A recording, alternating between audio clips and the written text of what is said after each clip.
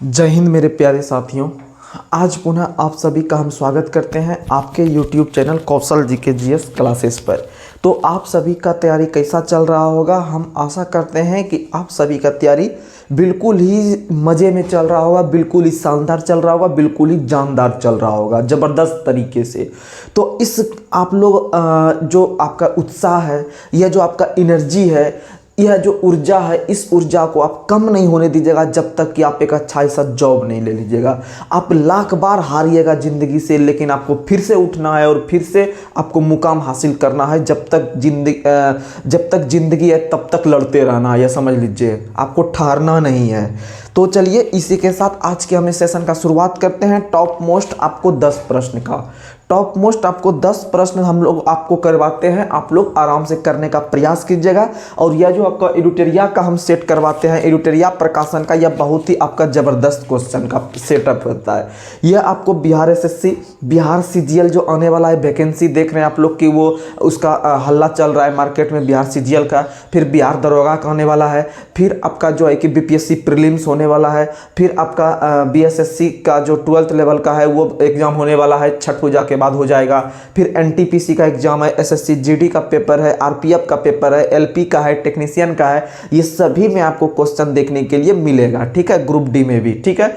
इसमें हम लोग साइंस को लेते हैं, स्टैटिक को लेते हैं, जीके को लेते हैं, ठीक है, बहुत सारा चीज़ लेते हैं। तो चलिए इसी के साथ आज का सेशन का हम शुरुआत करते हैं। तो आज का पहला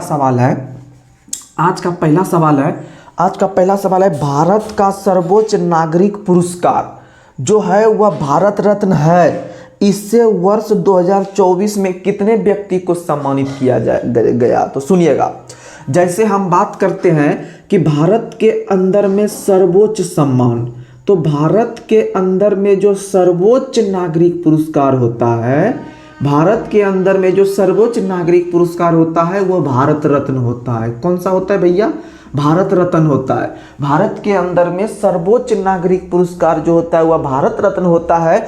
यानी वहीं अगर हम बात करते हैं कि इसके बाद कौन सा होता है, तो याद रखिएगा इसके बाद होता है पद्म विभूषण। कौन सा होता है? पद्म विभूषण। उसके बाद कौन सा होता है? उसके बाद होता है पद्म भूषण। उसके बाद कौन सा होता है? उसके बाद होता है पद्मश्री। कौन सा होता है भैया? उसके बाद होता है पद्मश्री। ये क्रम भी पूछता है कि भारत के अंदर में सर्वोच्च नागरिक पुरस्कार कौन सा है, तो भारत रत्न बताइएगा। वहीं अगर पूछेगा दूसरा कौन सा है, पद्म विभूषण, पद्म भूषण, पद्मश्री। अगर याद नहीं रहेगा तो आपको हम जुगाड़ देते हैं। क्या देते हैं? जुगाड़ देते हैं। 10 ही प्रश्न करेंगे, बिल्कुल मजे से करेंगे, ठीक है। तो आप एक जुगाड़ याद रखिएगा इसके लिए, विभूश्री, विभूश्री याद रखिएगा। भारत रत्न तो 1 नंबर पे है, ये सबको याद रहता है, लेकिन उसके बाद याद रखिएगा विभूश्री, यानी पद्म विभूषण, फिर भूषण, फिर पद्मश्री। और ये याद रखिएगा ये चारों जो आपका पुरस्कार है इसका शुरुआत 1954 से हुआ है। कब से हुआ है? 1954 से। शायद अभी तक आप लोग सिर्फ भारत रत्न जानते होंगे, सिर्फ भारत रत्न जानते होंगे। 1954 में शुरुआत हुआ था। लेकिन अगर हम बात करते हैं पद्म विभूषण, पद्म भूषण, पद्मश्री, ये सब का शुरुआत भी भारत रत्न के साथ ही 1954 में हुआ है, ठीक है। और आपको पता है कि ये तीनों पुरस्कार जो इस बार दिया गया है, अगर हम भारत रत्न का बात करते हैं तो कुल 5 व्यक्ति को दिया गया है। अगर हम ये तीनों पुरस्कार को मिला के बात करते हैं तो कुल 132 व्यक्ति को दिया गया है। आगे हम चर्चा भी करेंगे, ठीक है। 132 व्यक्ति को दिया गया है आपका पद्म पुरस्कार। और भारत रत्न कुल कितने व्यक्ति को दिया गया है? 5 व्यक्ति को। इसका शुरुआत कब हुआ है? 1954 में। और ये तीनों का भी शुरुआत कब हुआ है? तो 1954 में याद रखिएगा। और सर्वोच्च नागरिक पुरस्कार कौन सा है? भारत रत्न। लेकिन वही पूछेगा कि बताइए तो भारत का सर्वोच्च आपका जो है कि सैनिक पुरस्कार कौन सा है? भारत का सर्वोच्च सैनिक पुरस्कार कौन सा है बताइएगा? परमवीर चक्र है। कौन सा है? परमवीर चक्र है। कौन सा पुरस्कार है? याद रखिएगा परमवीर चक्र है। वहीं परमवीर चक्र से थोड़ा सा छोटा याद रखिएगा वो कौन सा पुरस्कार है, तो याद रखिएगा आपका जो है कि महावीर पुरस्कार है। हाँ याद रखिएगा, महावीर पुरस्कार है। वहीं इसके बाद जो है आपका वीर पुरस्कार है। कौन सा पुरस्कार है? तो याद रखिएगा आपका वीर पुरस्कार है। ठीक है, परमवीर, महावीर, फिर वीर पुरस्कार है, आपका सैन्य पुरस्कार होता है, याद रखिएगा। लेकिन ये आपको याद रखना है, सबसे बड़ा सैनिक सम्मान कौन सा है? परमवीर चक्र। ठीक है, किसी भी सेना को सबसे बड़ा पुरस्कार जो दिया जाता है वो आपको किसको दिया जाता है? तो याद रखिएगा परमवीर चक्र। वही बात करते हैं, ये 5 व्यक्ति कौन कौन थे भारत रत्न पाने वाले? तो याद रखिएगा उसमें से आप लोग याद रखिएगा ये 5 व्यक्ति जो थे कौन कौन थे? तो ये क्वेश्चन आपके एग्जाम में पूछता है, तो याद रखिएगा कर्पूरी ठाकुर थे। पहला व्यक्ति याद रखिएगा, या फिर सीधा नाम याद रखिएगा, कर्पूरी ठाकुर थे। वहीं याद रखिएगा आपका जो है कि कौन थे? कर्पूरी ठाकुर के बाद MS स्वामीनाथन, याद रखिएगा MS स्वामीनाथन। कर्पूरी ठाकुर अपने बिहार से ही संबंध रखते हैं। ठीक है, और स्वामीनाथन जो थे वो हरित क्रांति के जन्मदाता के रूप में जाने जाते हैं, जिसका संबंध तमिलनाडु से था। ठीक है, वही अगर हम बात करते हैं लाल कृष्ण आडवाणी का, आप लोग को पता है लाल कृष्ण आडवाणी के बारे में। लाल कृष्ण आडवाणी का जो है कि एक पुस्तक बहुत फेमस है, ये राजनेता है। लाल कृष्ण आडवाणी का एक पुस्तक बहुत फेमस है, जिसका नाम क्या है? तो याद रखिएगा my country my life. My country my life जो पुस्तक है वो आपका लाल कृष्ण आडवाणी का है। वहीं याद रखिएगा एक प्रधानमंत्री है जिनके नाम है चौधरी चरण सिंह। क्या नाम है? चौधरी चरण सिंह, याद रखिएगा, जो कि उत्तर प्रदेश से अपना संबंध रखते हैं। कहां से संबंध रखते हैं चौधरी चरण सिंह? यूपी से संबंध रखते हैं। और चौधरी चरण सिंह के ही जन्म दिवस को प्रत्येक वर्ष हम लोग 23 दिसंबर को किसान दिवस या अन्नदाता दिवस के रूप में जानते हैं। और याद रखिएगा भारत के अंदर में चौधरी चरण सिंह जो हवाई अड्डा है वह कहां में है? याद रखिएगा लखनऊ में है। ठीक है, लखनऊ में है चौधरी चरण सिंह हवाई अड्डा। वहीं लाल बहादुर शास्त्री हवाई अड्डा बनारस में है। लाल बहादुर शास्त्री हवाई अड्डा कहां में है? तो याद रखिएगा बनारस में है।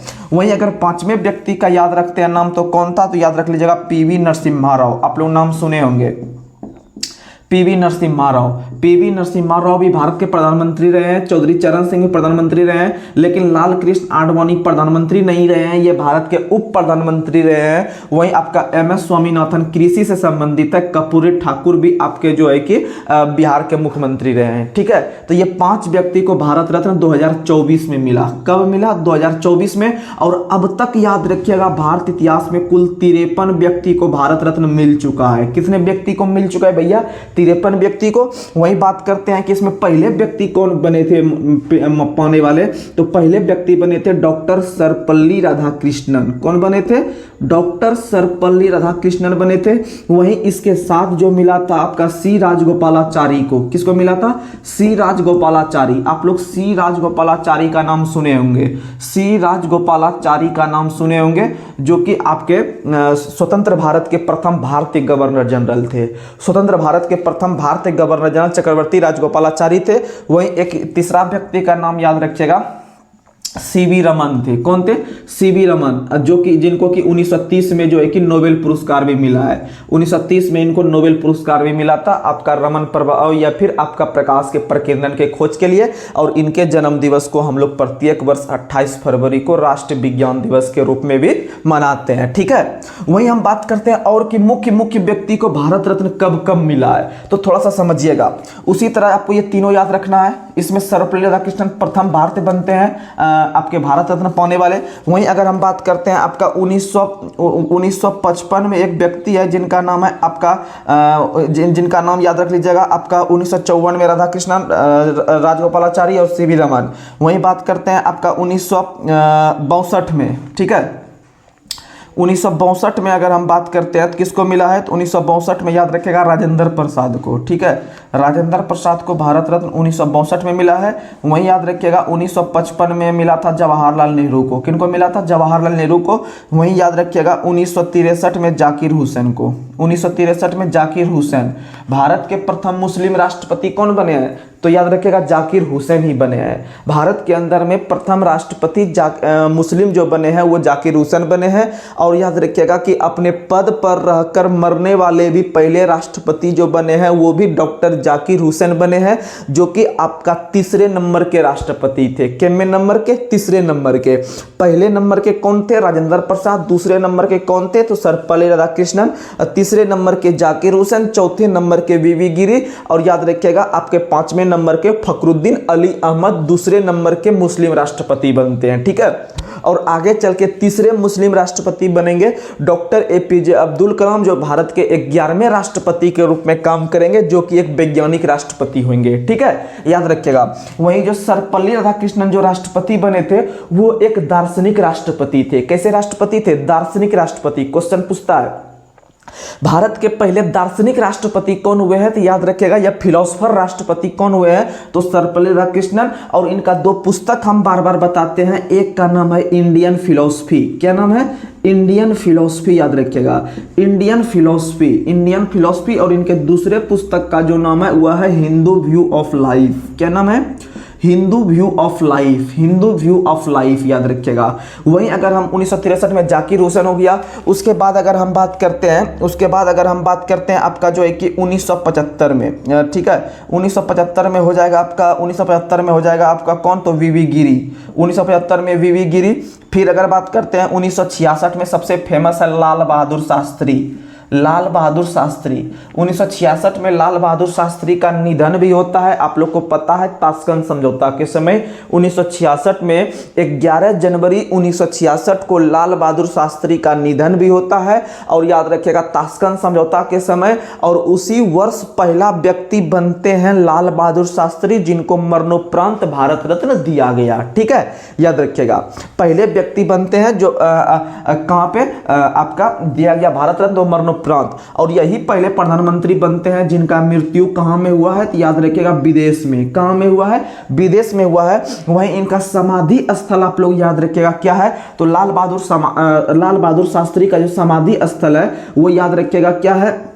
तो याद रखिएगा विजय घाट है। कौन सा घाट है? विजय घाट। क्या है? विजय घाट। यानी आप ऐसे याद रखिएगा, बहादुरों का हमेशा विजय होता है। बहादुरों का हमेशा क्या होता है? विजय होता है। बहादुरों का हमेशा क्या होता है? तो भैया विजय होता है। यानी विजय घाट जो है वह लाल बहादुर शास्त्री का है। इनको भारत रत्न 1966 में, यानी जिस साल वो मरे हैं उसी साल उनको भारत रत्न भी मिला है। तो हम आशा करते हैं कि जितना क्वेश्चन भी आपके साथ हम डिस्कस कर रहे हैं आपके माइंड में जा रहा होगा, हम यह आशा रखते हैं। ठीक है, क्योंकि आपको एक क्वेश्चन से जो 10 क्वेश्चन बताया जा रहा है आप याद रखिएगा। उसके बाद अगर हम चलते हैं 1966 के बाद, तो हम चलते हैं 1971 में। सबसे इंपॉर्टेंट 1971 में जो भारत रत्न मिला है वह इंदिरा गांधी को मिला है। किनको मिला है? इंदिरा गांधी को। और याद रखिएगा इंदिरा गांधी पहली महिला बनती है भारत रत्न पाने वाली। इंदिरा गांधी पहली महिला बनती है भारत रत्न पाने वाली। वो कब पाई थी? 1971 में पाई थी। ठीक है, 1971 में पाई थी भारत रत्न, याद रखिएगा इंदिरा गांधी। ठीक है, उसके बाद अगर हम बात करते हैं आगे चल के तो 1975 में हो गया बीबी गिरी। फिर अगर हम बात करते हैं आपका 1980 में, ये भी बहुत फेमस है, 1980 में मदर टेरेसा को। किनको मिला है भारत रत्न? मदर टेरेसा को। ठीक है, मदर टेरेसा को भारत रत्न 1980 में। और आपको पता है कि मदर टेरेसा का संबंध इंडिया से नहीं था। मदर टेरेसा का संबंध जो था वो आपका अल्बानिया से था। कहां से था भैया? तो अल्बानिया से। और जब अल्बानिया बोलेंगे तो अल्बानिया की राजधानी तिराना याद रखिएगा। क्या याद रखिएगा? तिराना। अल्बानिया की राजधानी तिराना। और वही अल्बानिया से संबंध रखते थे कौन? तो याद रख लीजिएगा मदर टेरेसा। और मदर टेरेसा को नोबेल पुरस्कार इससे एक साल पहले 1979 में ही, 1979 में ही, याद रखिएगा, मदर टेरेसा के द्वारा लिखा गया पुस्तक था। ठीक है, हाँ। और मिशनरीज ऑफ चैरिटी का स्थापना भी मदर टेरेसा ने किया है। मिशनरीज ऑफ चैरिटी का स्थापना भी मदर टेरेसा ने। और मदर टेरेसा का जन्म याद रखिएगा 1910 में हुआ था। कब हुआ था? 1910 में हुआ था। और इनको भारत रत्न 1980 में मिला। और उससे एक वर्ष पहले 1979 में जो इनको मिला था वो आपको नोबेल पुरस्कार मिला था। ठीक है, आगे बढ़ते हैं। वहीं अगर हम बात करते हैं 1983 में, 1983 में मिला है विनोबा भावे को। किसको मिला है? विनोबा भावे को। विनोबा भावे, विनोबा भावे का नाम सुने होंगे, आपको पता होगा। जब विनोबा भावे का नाम आता होगा माइंड में तो आपको भूदान आंदोलन भी माइंड में आता होगा। तो भूदान आंदोलन का शुरुआत जो किया है वह याद रखिएगा आपका कौन है? तो याद रखिएगा आपका 1913 भूदान आंदोलन का शुरुआत विनोबा भावे ने किया है। और इनको भारत रत्न कब मिला है? 1983 में। और जब विनोबा भावे का नाम लेंगे तो आपको पता होगा कि इनके द्वारा एक पुस्तक भी रचना किया गया था, इसका नाम है गुलामगिरी। कौन सा पुस्तक? गुलामगिरी। पुस्तक के लेखक कौन है? याद रखिएगा विनोबा भावे हैं। गुलामगिरी पुस्तक के लेखक कौन है? विनोबा भावे हैं। और याद रखिएगा कि विनोबा भावे ने जो भूदान आंदोलन का शुरुआत किया था ना, वो आंध्र प्रदेश से किया था। ठीक है, उस समय मतलब आंध्र प्रदेश का एक हिस्सा था। ठीक है, वहां से या तेलंगाना भी आप बोल सकते हैं, तो वहीं से याद रखिएगा 1951 में। ठीक है, 1951 में भूदान आंदोलन का शुरुआत किया था विनोबा भावे ने। और याद रखिएगा इसमें भूमि दान देने वाले जो पहले व्यक्ति बने थे वो रामचंद्र रेड्डी बने थे। कौन बने थे भैया? रामचंद्र रेड्डी बने थे। ये क्वेश्चन बहुत फेमस है। ठीक है, और इसका शुरुआत 18 अप्रैल 1951 को किया गया था। इसका शुरुआत विनोबा भावे ने भूदान आंदोलन का शुरुआत 1951 में 18 अप्रैल के, यानी भूमि दान का, भूमि दान यानी ना हम लोग कहते हैं कि मेरा बाप दादा का जो जमीन था वो विरासत कहते हैं उसको, इसीलिए 18 अप्रैल को विरासत दिवस भी मनाते हैं, यानी भूमि से संबंधित दिवस। ठीक है, विरासत दिवस। लेकिन मृदा दिवस पूछेंगे कब मनाते हैं, बताइए आप लोग। मृदा दिवस अगर पूछ देंगे सीधा विश्व मृदा दिवस कब मनाते हैं, तो बताइएगा विश्व मृदा दिवस जो मनाते हैं वो 5 दिसंबर को मनाते हैं। कब मनाते हैं? 5 दिसंबर को मनाते हैं विश्व मृदा दिवस। और याद रखिएगा इसी 5 दिसंबर के दिन दक्षिण अफ्रीका के राष्ट्रपिता कहे जाने वाले नेल्सन मंडेला, क्या हो जाएगा? नेल्सन मंडेला का निधन 5 दिसंबर 2013 को हुआ था। नेल्सन मंडेला का निधन 5 दिसंबर 2013 को हुआ था। यानी हमको 2 चीज याद हो जाएगा। हाँ भैया, नहीं अभी नहीं, आइए ना फिर करते हैं। तो याद रखिएगा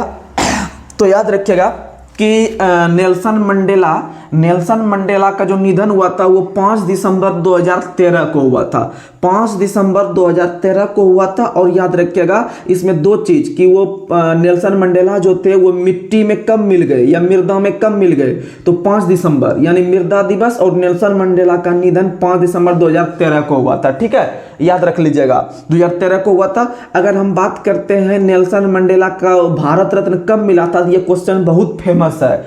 Nelson Mandela plus doctor Bhimrao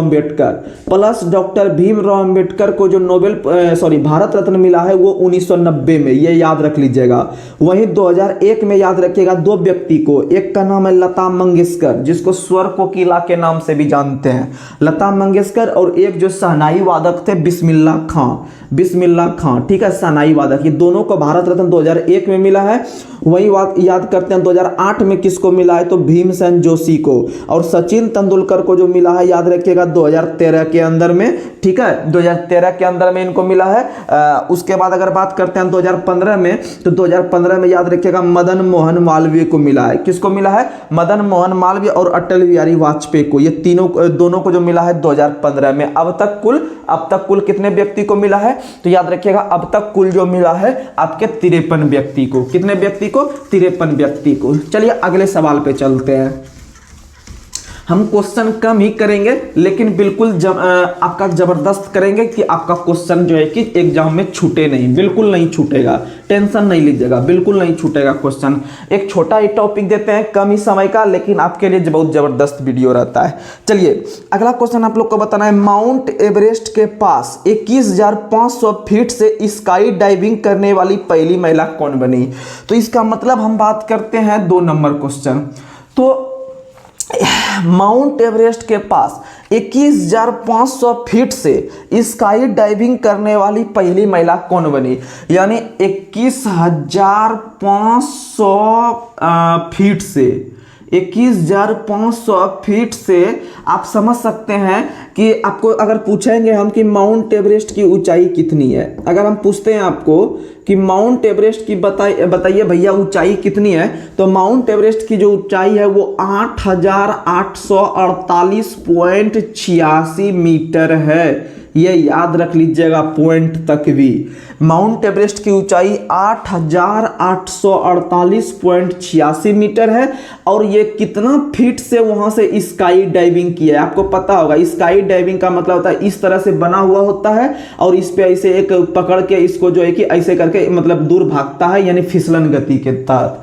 तो इसका मतलब याद रखिएगा कि 21,500 फीट है और ये माउंट एवरेस्ट की ऊंचाई कितना है 8,848 मीटर। और आपको ये पता होना चाहिए भैया कि 1 मीटर में लगभग 3.28 फीट होता है। 1 मीटर में लगभग 3.25 या फिर 3.28 फीट होता है। अर्थात अगर आपसे कभी पूछ दे कि माउंट एवरेस्ट का ऊंचाई कितना फीट है, तो फीट में भी आप कन्वर्ट करके बता सकते हैं। तो आप इसको 3.28 से गुना कर दीजिएगा मीटर वाला का, तो आपका फीट में आ जाएगा। ठीक है, तो समझ सकते हैं। तो 21,500 फीट से माउंट एवरेस्ट का से जो है कि आपका कौन किया है, तो इसका मतलब मान लीजिए यह एक तरह का जो है कि वो माउंट एवरेस्ट है, यहीं पर जो है ना वो जो है कि फिसलन किया है। तो इसका मतलब याद रखिएगा, ये जो किया होगा ये ठंडा लग रहा होगा कि उसको गर्म लग रहा होगा, तो बोलिएगा ठंडा लग रहा होगा उसको जो भी फिसलन किया होगा। और जब ठंडा लग रहा है तो हम नहीं बोल सकते हैं शीतल लग रहा है। कैसा लग रहा है भैया? शीतल लग रहा है। शीतल क्या रह जाएगा? शीतल। तो याद रखिएगा, शीतल नाम का व्यक्ति अगर आप माइंड में याद रखते हैं तो आपका ये क्वेश्चन डील हो जाएगा कि 21,500 फीट से आपका माउंट एवरेस्ट के पास स्काई डाइविंग कौन सी महिला की है, तो वो कौन की है? तो याद रख लीजिएगा, शीतल महाजन। कौन की है? शीतल महाजन। और याद रखिएगा, इसी से मिलता जुलता एक नाम आता है जिसका नाम है शीतल देवी। क्या नाम है? शीतल देवी। क्या नाम है? शीतल देवी। और जो मतलब इस बार जो 2024 के अंदर में जो रियो पैरा ओलंपिक इस बार जो आपका पेरिस के पैरा ओलंपिक खेल हुआ था, उसमें आपके शीतल देवी और इनके एक जोड़ीदार थे राकेश कुमार। क्या नाम थे? राकेश कुमार। इनके एक जोड़ीदार थे राकेश कुमार। बहुत ही बढ़िया परफॉर्मेंस किए हैं आपके ओलंपिक में, वो भी पैरा ओलंपिक में। कौन से ओलंपिक में? पैरा ओलंपिक में। याद रखिएगा, आपके जबरदस्त परफॉर्मेंस किए हैं और यह दोनों मिलकर भारत के लिए कांस्य पदक जीत के लाए हैं। कौन सा पदक भैया? कांस्य पदक जीत के लाए हैं। आप लोग याद रख लीजिएगा। ठीक है, और याद रखिएगा किस खेल में? तो वो निशानेबाजी में। किस खेल में? निशानेबाजी में। याद रखिएगा। ठीक है, निशानेबाजी में। समझ सकते हैं, शीतल देवी इतने मतलब प्रभावशाली खिलाड़ी थे कि जो भी इनके टक्कर में थे, जो भी इनके प्रतिद्वंदी थे, उनको दोनों हाथ थे, लेकिन शीतल देवी को सिर्फ एक हाथ थे और एक हाथ से इन्होंने और एक पैर का यूज करते हुए जो है कि निशानेबाजी में भारत के लिए स्वर्ण पदक लाए। समझ सकते हैं कि यह कहीं ना कहीं आपके जो भी फर्स्ट टॉपर रहे होंगे, यानी जो स्वर्ण पदक जीते होंगे, वो स्वर्ण पदक भी इनके लिए फ्लॉप है। ठीक है, समझ सकते हैं। और आपको पता है कि इस बार का जो रियो ओलंपिक हुआ, रियो बार बार आता है याद, इस बार का जो पेरिस ओलंपिक हुआ था, ये पेरिस ओलंपिक में याद रखिएगा आपका कुल 29 पदक लाए हैं भारत के टीम ने। पैरा ओलंपिक में कितने पदक लाए हैं? 29। और वहीं जो आपका ये हो गया पैरा ओलंपिक, कौन सा खेल हो गया? Para Olympic. और वहीं पर जो ग्रीष्मकालीन ओलंपिक हुआ था कुछ दिन पहले, इसमें भारत ने जो है कि कुल कितना पदक लाया था? तो कुल आपका कितना पदक लाया था? तो याद रखिएगा 5। हाँ, टोटल 5 पदक लाया था। टोटल कितना पदक लाया था? टोटल 5 पदक ही लाया है। ठीक है, याद रखिएगा, यानी ग्रीष्मकालीन में भारत ने कुल 5 पदक लाया है। ग्रीष्मकालीन ने टेंशन में नजर आ रहा है, तो याद रखिएगा कि ग्रीष्मकालीन में भारत ने कुल कितना पदक लाया है? 5 पदक। और पेरिस के पैरा ओलंपिक में भारत ने कुल कितना पदक लाया है? 29 पदक। याद रखिएगा, कितना पदक? 29 पदक। और याद रखिएगा कि आपका ये क्वेश्चन एग्जाम में आ सकता है। और ग्रीष्मकालीन ओलंपिक में भारत 71वां स्थान पे है, और आपका पेरिस पैरा ओलंपिक में भारत जो है कि आपका कितना स्थान पे है? तो 18वां स्थान पे है। कितना स्थान पे है? 18वां स्थान पे है। आप ये सब याद रखिएगा। वहीं आपका माउंट एवरेस्ट पर चढ़ने वाली जो पहली भारतीय महिला बनी थी, माउंट एवरेस्ट पर जो चढ़ने वाली पहली भारतीय महिला बनी थी, वो कौन बनी थी? तो याद रख लीजिएगा, बछेंद्री पाल बनी थी। कौन बनी थी? बछेंद्री पाल। बछेंद्री पाल यह 1984 में बनी थी। 1984 में। जानते हैं, जितने भी व्यक्ति माउंट एवरेस्ट पर फतह किए हैं ना, वो लगभग मई के महीना में ही किए हैं। माउंट एवरेस्ट पर जितने भी आदमी फतह किए हैं, उसके चढ़ने के लिए या फतह करने के लिए जो सबसे बेस्ट महीना होता है, जो सबसे उपयुक्त महीना होता है, वह मई महीना, यानी मौसम माउंट एवरेस्ट मौसम मई। याद रखिएगा। ठीक है, वहीं अगर हम आपको काहे मई बोले, तो याद रखिएगा कि अगर आपसे क्वेश्चन पूछे कि हम लोग माउंट एवरेस्ट दिवस कब मनाते हैं, माउंट एवरेस्ट दिवस कब मनाते हैं, तो आप मई महीना ही याद रखिएगा, यानी 29 मई को। कितना मई को? 29 मई को, क्योंकि 29 मई 1953 को विश्व के पहले व्यक्ति बनते हैं। कौन? तो तेंजिंग नार्गे का नाम सुने होंगे। ठीक है, तेंजिंग नार्गे और sir Edmund Hillary. Sir Edmund Edmund Hillary, sir Edmund Hillary और तेंजिंग नार्गे जो हैं ये पहले व्यक्ति बनते हैं 29 मई 1953 को जो चढ़े थे। और याद रखिएगा इसीलिए 29 मई को माउंट एवरेस्ट दिवस मनाते हैं। वहीं बछेंद्री पाल जो चढ़ी थी यह भी मई 1984 में चढ़ी थी। वहीं याद रखिएगा विश्व की पहली महिला पूछेगा, ये भारत की पहली महिला बछेंद्री पाल है, लेकिन वहीं अगर पूछेगा कि पहली महिला बताइए विश्व में कौन चढ़ी थी, तो याद रखिएगा अपने जान को जोखिम में डालते हुए यानी जुंको, यानी विश्व की पहली महिला जुंको तेवई बनी थी। और जो सही उस देश का नाम था जापान। कौन सा देश था? जापान, याद रखिएगा। और यह कब चढ़ी थी? 1975 में चढ़ी थी। कब चढ़ी थी? 1975 में चढ़ी थी, याद रखिएगा। ठीक है, यानी आपको 3 डेट याद रखना है वहां जाने का।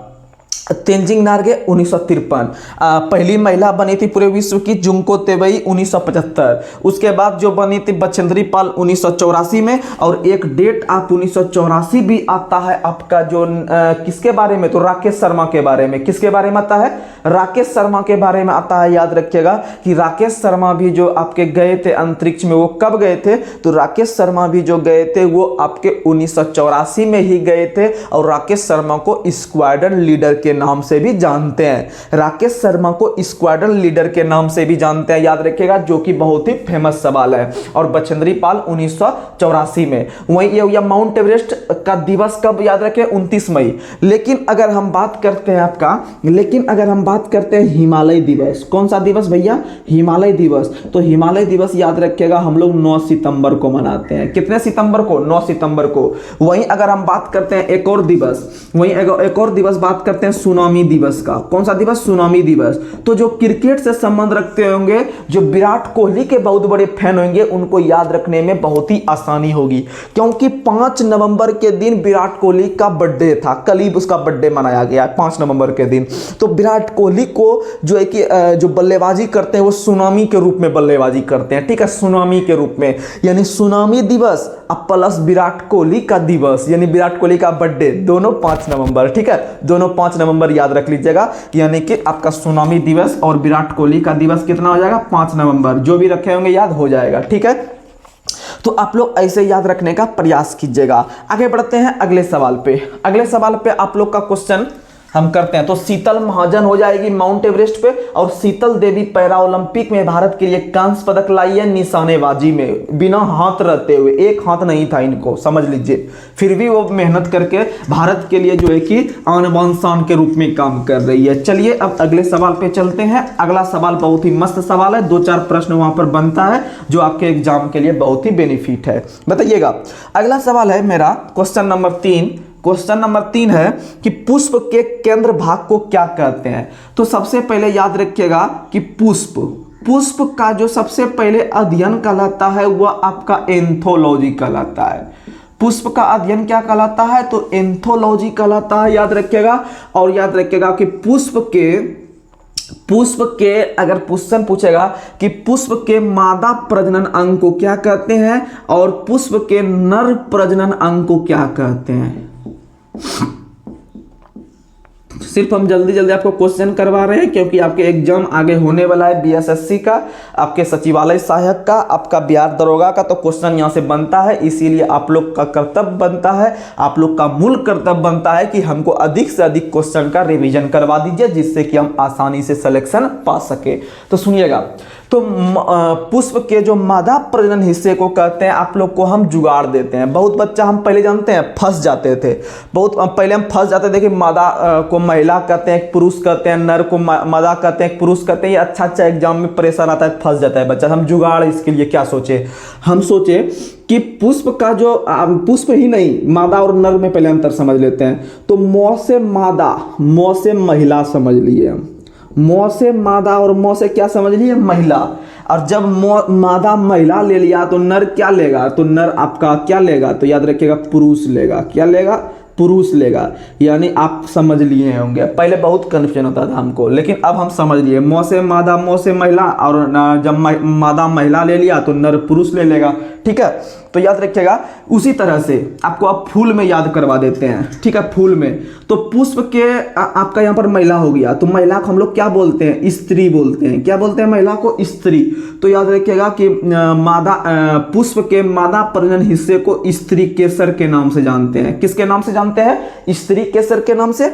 वहीं पुरुष पुष्प के नर यानी पुरुष, अब पुरुष यानी याद रख लीजिएगा इसको हम लोग पुंकेसर के नाम से जानते हैं। किस नाम से जानते हैं, पुंकेसर के नाम से जानते हैं। अब बताइए आपको याद हुआ कि नहीं हुआ, तो आराम से अब आप मार सकते हैं अगर कंफ्यूजन आता हुआ एग्जाम में, क्योंकि हम भी जब एग्जाम में बैठते थे 4 ऑप्शन जब इस तरह दिखता था तो लगता था अरे यार ये होगा कि ये होगा, ये होगा, ये होगा, ठीक है। आप याद रख लीजिएगा, ठीक है। अगर हम बात करते हैं पुष्प यानी फूल, पुष्प यानी फूल, यानी याद रखिएगा कि आपका फूल जो होता है भारत के अंदर में सबसे अधिक किस राज्य में होता है, आपको स्टेटिक बता देते हैं। तो भारत के अंदर में फूल का सबसे अधिक उत्पादन जो होता है वह कर्नाटक राज्य करती है। कौन सी राज्य करती है, कर्नाटक। भारत के अंदर में सभी प्रकार के फूल के मिला के सबसे जो टॉप प्रोड्यूस करता है वो कर्नाटक करता है। लेकिन स्पेशली अगर हम गुलाब फूल का बात करें, किसका बात करें, गुलाब फूल, तो स्पेशली गुलाब फूल का जो सबसे अधिक उत्पादन करती है वह अपना पंजाब करती है। कौन करती है, पंजाब करती है। और पंजाब के अंदर में गुलाब फूल को जो है कि इतना बृहद पैमाने पे आगे बढ़ाने का जो काम किए हैं वह याद रखिएगा वीपी पॉल ने किए हैं। किसने किए हैं, वीपी पॉल ने किए हैं, ठीक है। वीपी पॉल नाम के व्यक्ति को गुलाब के पिता के रूप में भी जानते हैं। गुलाब के पिता के रूप में किसको जानते हैं, तो वीपी पॉल को। उसका संबंध कहां से था, तो याद रखिएगा पंजाब से। इसीलिए पंजाब की जो राजधानी है चंडीगढ़, पंजाब की राजधानी कौन सा है, चंडीगढ़। इसीलिए चंडीगढ़ को जो है कि आप लोग का जो है कि क्या कहते हैं, तो गुलाबों का शहर, गुलाबों का शहर, ठीक है। याद रख लीजिएगा गुलाबों का शहर, गुलाबों का शहर। गुलाबों का शहर के नाम से हम लोग गुलाबों का शहर, एक होता है गुलाबी शहर। गुलाबी शहर जयपुर को कहते हैं क्योंकि वहां का जो रहता है रंग है भले घर द्वार का गुलाबी, लेकिन गुलाबों का शहर क्योंकि यहाँ पर गुलाब अधिक मात्रा में है तो आंसर लगाइएगा चंडीगढ़। और प्रसिद्ध रॉक गार्डन भी कहाँ है, तो प्रसिद्ध रॉक गार्डन भी चंडीगढ़ में ही है, जिसको कि नेक चंद ने बनवाया था। किसने बनवाया था, नेक चंद ने। ये सब प्रश्न बनता है आपके पेपर में, ठीक है। तो चलिए हम लोग जो है कि धीरे धीरे और भी आगे बढ़ते हैं। तो आप लोग ये याद रख लीजिएगा। वहीं स्त्री केसर का अगर पूछेगा कि स्त्री केसर को कितने भागों में बांटा गया है, तो याद रखिएगा स्त्री केसर को जो बांटा गया है वह 3 भागों में। कितने भागों में, 3 भागों में। और 3 भाग में से आप तीनों याद रखना है। क्वेश्चन पूछ सकता है कि निम्न में से कौन सा स्त्री केसर का हिस्सा नहीं है।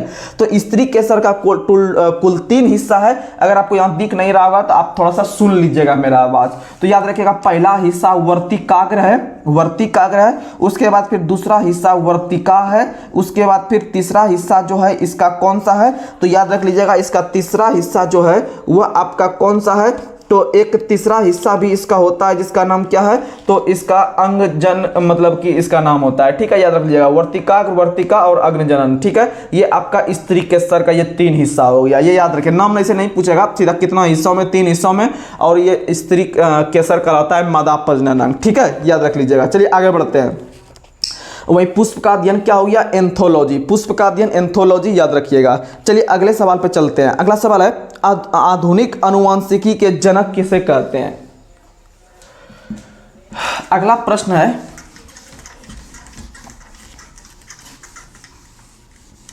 जितना कंटेंट देने अगर इतना पे भी कमांड रहेगा ना तो आपका जीके बहुत अच्छा हो जाएगा, क्योंकि याद रखना सबसे बड़ी बात है। चलिए अगले प्रश्न पे चलते हैं। अगला प्रश्न है आधुनिक आनुवंशिकी के जनक।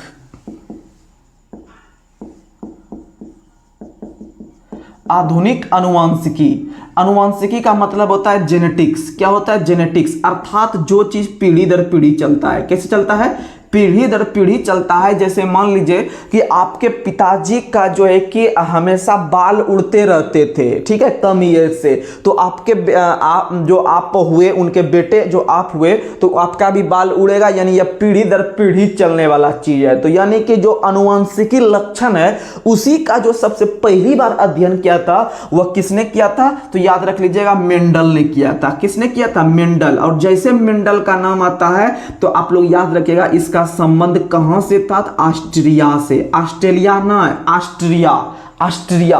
ऑस्ट्रिया को संगीत की भूमि के नाम से भी जानते हैं। ऑस्ट्रिया को संगीत की भूमि के नाम से जानते हैं, याद रखिएगा। और ऑस्ट्रिया की राजधानी जो है ना वह वियना है। कहाँ है? वियना। ऑस्ट्रिया की राजधानी कहाँ है? याद रखिएगा वियना है। बहुत अच्छा सवाल है, क्योंकि राजधानी याद रखना बहुत जरूरी है।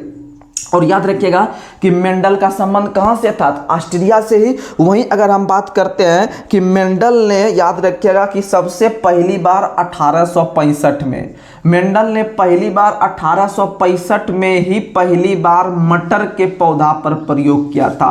और कैसे मटर? तो गार्डन वाला मटर, बगीचे वाले मटर पर पहली बार प्रयोग किया था, अर्थात गार्डन पी पर पहली बार प्रयोग जो आनुवंशिकी का किया था वो कब किया गया था? 1865 में, ये याद रखिएगा।